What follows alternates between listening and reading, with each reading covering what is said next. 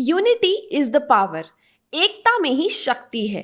ये फ्रेज हमने कई बार अपने स्कूल, कॉलेजेस, वर्क प्लेस में सुना है और हम इसमें बिलीव भी करते हैं कि अगर कोई काम एक साथ मिलकर किया जाए तो वो ज़रूर सक्सेसफुल होता है। और यही कहानी है इंडिया की one of the largest company Amul की। आज से कई साल पहले हजारों फार्मर्स एकजुट हुए थे ताकि वो एक कोऑपरेटिव सोसाइटी फॉर्म कर सके जिसमें वो मिल्क मैन्युफैक्चरिंग करते थे। और यही आगे जाके सिर्फ इंडिया की ही नहीं बट वर्ल्ड की one of the famous milk producing company बनी, जो है Amul. Hello everyone, welcome back to ticker. मैं हूँ कीर्ति और आज हम बात करने वाले हैं कि आखिर कैसे अमूल की शुरुआत हुई और कैसे वो इतनी बड़ी और सक्सेसफुल कंपनी बनी। लेकिन उससे पहले अगर आप इस चैनल पे न्यू हैं या चैनल को सब्सक्राइब नहीं किया है तो जल्दी से सब्सक्राइब कर दीजिए और बेल आइकन को हिट कर दीजिए ताकि ऐसे ही आने वाली सारी वीडियोस की नोटिफिकेशंस आप तक पहुंचती रहे। आज से कई साल पहले जब इंडिया पे ब्रिटिशर्स का राज था तब फार्मर्स का बहुत ज़्यादा एक्सप्लॉयटेशन होता था। तब मिल्क प्रोडक्शन की एक ब्रिटिश कंपनी पॉल्सन, जो कि गुजरात के केरा डिस्ट्रिक्ट में थी, उसकी मार्केट में मिल्क प्रोसेसिंग एंड डिस्ट्रीब्यूशन की मोनोपोली थी और पॉल्सन ही मिल्क का मेजर डिस्ट्रीब्यूटर था, जिसकी वजह से फार्मर्स को अपना मिल्क पॉल्सन को ही सेल करना पड़ता था, वो भी बहुत ही कम प्राइजेस पे, जिसकी वजह से फार्मर्स को बहुत लॉस होता था।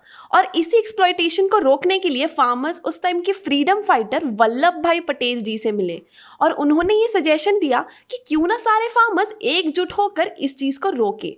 और वल्लभ भाई पटेल जी के इस सजेशन से इंस्पायर्ड होकर उस टाइम के एक फेमस फ्रीडम फाइटर त्रिभुवन दास पटेल जी और मिस्टर वर्गीस कुरियन जी, जिन्हें हम फादर ऑफ व्हाइट रेवोल्यूशन के नाम से भी जानते हैं, इन लोगों ने मिलकर ये डिसाइड किया कि वो पॉल्सन के खिलाफ मार्केट में खड़े होंगे और अपनी खुद की एक कोऑपरेटिव सोसाइटी बनाएंगे जहां पे फार्मर्स के राइट्स को प्रोटेक्ट किया जाएगा और उन्हें पहले प्रायोरिटी दी जाएगी। तो इसी के साथ फार्मर्स ने मिलकर गुजरात के केरा डिस्ट्रिक्ट के हर विलेज में एक डेयरी कोऑपरेटिव सोसाइटी खड़ी की, जो थी केरा district cooperative milk producers union, जिसे हम KDCM-PUL के नाम से भी जानते हैं, ताकि फार्मर्स खुद से मिल्क की प्रोसेसिंग एंड डिस्ट्रीब्यूशन कर सके और पॉल्सन डेयरी पर डिपेंडेंट ना रहे। देखते ही देखते उनका ये रिवॉल्यूशनरी स्टेप बढ़ता चला गया और इस यूनिटी के साथ उन्होंने पॉल्सन को मिल्क सेल करना बंद कर दिया, जिसकी वजह से पॉल्सन डूबने के कगार पे आ गई। इस सिचुएशन को देखते हुए ब्रिटिश राज के लोगों ने कई बार फार्मर्स के साथ नेगोशिएशन करने की कोशिश की बट फार्मर्स नहीं माने। इस सिचुएशन को देखते हुए 1970 में इंडिया में व्हाइट रिवॉल्यूशन चलाया गया और फिर Gujarat cooperative milk marketing federation limited GCMMF form हुई, जिससे अराउंड 3.6 मिलियन फार्मर्स जुड़े, वो भी छोटी छोटी कोऑपरेटिव सोसाइटीज के थ्रू। और यही कोऑपरेटिव सोसाइटीज को अमूल के नाम से जाना गया। और इन कोऑपरेटिव सोसाइटी को एक इसलिए किया गया ताकि केरा के थ्रू बनी ये सारी सोसाइटीज में आपस में कंपटीशन ना हो, क्योंकि उनका मेजर कंसर्न एक दूसरे से कॉम्पीट करना नहीं बल्कि पॉल्सन डेयरी की मोनोपोली को खत्म करना था और फार्मर्स के राइट्स को प्रोटेक्ट करना था। क्या आप जानते हैं कि इन सब चीज़ों से पहले इंडिया एक मिल्क डेफिसिट कंट्री हुआ करती थी, मतलब कि ऐसी कंट्री जहां पे मिल्क प्रोडक्शन बहुत ही कम था और हमें न्यूजीलैंड जैसी कंट्री से मिल्क इंपोर्ट करवाना पड़ता था। बट आज पूरे वर्ल्ड में India one of the largest producer of milk है। इवन आज की डेट पे इंडिया कई सारी कंट्रीज को मिल्क एक्सपोर्ट भी कर रहा है और कहीं ना कहीं इसमें अमूल का हाथ ज़रूर है। और ये तो हम सभी जानते हैं कि एक सक्सेसफुल कंपनी के पीछे हमेशा कुछ महान सोच और महान लोगों का हाथ होता है और इस कंपनी को स्टार्ट करने के पीछे भी त्रिभुवन दास पटेल जी और वर्गीस कुरियन जी जैसे लोगों का हाथ था। इवन फार्मर्स के इस मूवमेंट में उनका साथ देने के लिए कई सारे फ्रीडम फाइटर्स जुड़े थे, जैसे कि मोरारजी देसाई, वर्गीस कुरियन और त्रिभुवन दास जी पटेल गांव-गांव घूमकर ये देखते थे कि कैसे फार्मर्स की हालत सुधार सकते हैं और कैसे उन्हें एक अच्छी लाइफ दे सकते हैं। वर्गीस कुरियन का अमूल की सक्सेस में बहुत बड़ा हाथ है। इवन उन्होंने ऐसे कुछ मेजर्स अडॉप्ट किए जिससे अमूल को ह्यूज सक्सेस मिली, जिसमें से सबसे पहला स्टेप है इनोवेशन।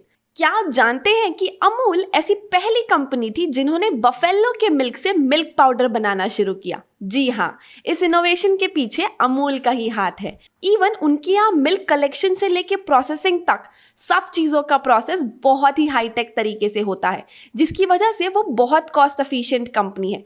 जहाँ बाकी सारी डेयरीज या एफएमसीजी कंपनीज के milk procurement, processing, packaging and distribution channel पे लगभग 30% तक की कॉस्टिंग लग जाती है, वहीं अमूल केवल 20% की कॉस्टिंग पे ये सारी चीज़ें कर लेता है। और क्या आप जानते हैं कि बाकी का बचा 80% का ये क्या करते हैं? वो ये बचा हुआ 80% और किसी को नहीं बल्कि सारे फार्मर्स को डिस्ट्रीब्यूट करते हैं। और ये सब पॉसिबल कैसे है? क्योंकि अमूल हमेशा से ही बहुत ज़्यादा फ्लेक्सिबल है किसी भी न्यू टेक्नोलॉजी को अडॉप्ट करने में। ऐसे ही उनका दूसरा सबसे बड़ा मेजर जो उन्होंने अडेप्ट किया वो था एफिशिएंट सप्लाई चेन।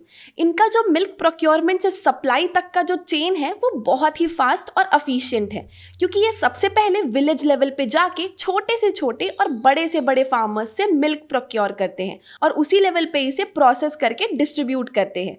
फिर ये आते हैं डिस्ट्रिक्ट लेवल पे, जहां वो मिल्क की और फर्दर प्रोसेसिंग करते हैं, फिर उसे डिस्ट्रिक्ट लेवल पे डिस्ट्रीब्यूट करते हैं और फिर बाकी बचा हुआ सारा मिल्क वो स्टेट लेवल तक ट्रांसफ़र करते हैं, जहां पे इस मिल्क से कई सारे प्रोडक्ट्स बनाए जाते हैं, जैसे कि butter, cheese, ice creams, paneer and और भी बहुत सारे प्रोडक्ट्स।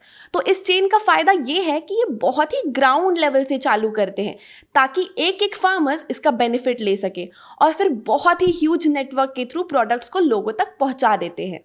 अब ये तो बात हो गई मिल्क प्रोसेसिंग एंड डिस्ट्रीब्यूशन की, बट इसी चीज़ में सबसे इम्पॉर्टेंट चीज़ जो अमूल बहुत अच्छे से करता है वो है स्ट्रॉन्ग ब्रांडिंग एंड एडवर्टीजमेंट। इसे तो हम सभी पहचानते हैं और जानते हैं कि इस कार्टून ने अमूल की मास एडवर्टाइजमेंट में कितना बड़ा रोल प्ले किया है। क्या आप जानते हैं कि अमूल की एड्स को इंडिया के Guinness book of world record में शामिल किया गया है for the longest running advertisement campaigns?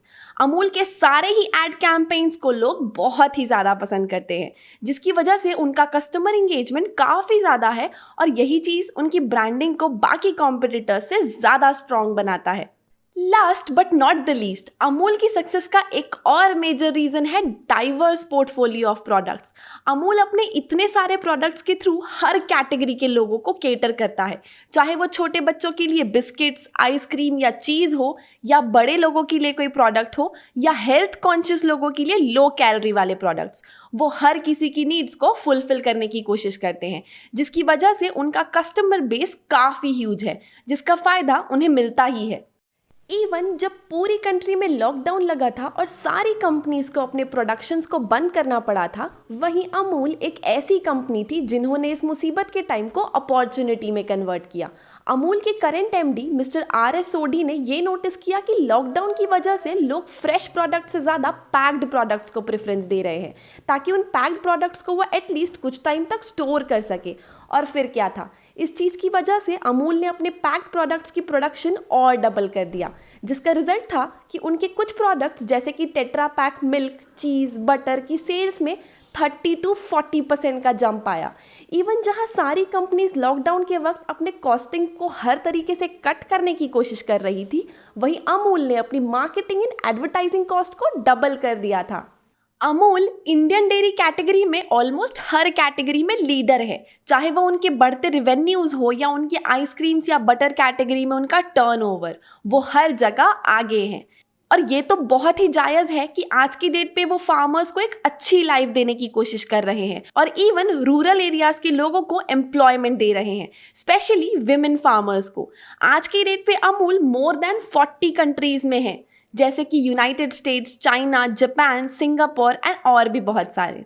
I hope आपको आज की ये वीडियो इन्फॉर्मेटिव लगी हो और अच्छी लगी हो। अगर हाँ, तो इस वीडियो को लाइक एंड अपने फ्रेंड्स एंड फैमिली के साथ शेयर करना बिल्कुल भी मत भूलिएगा।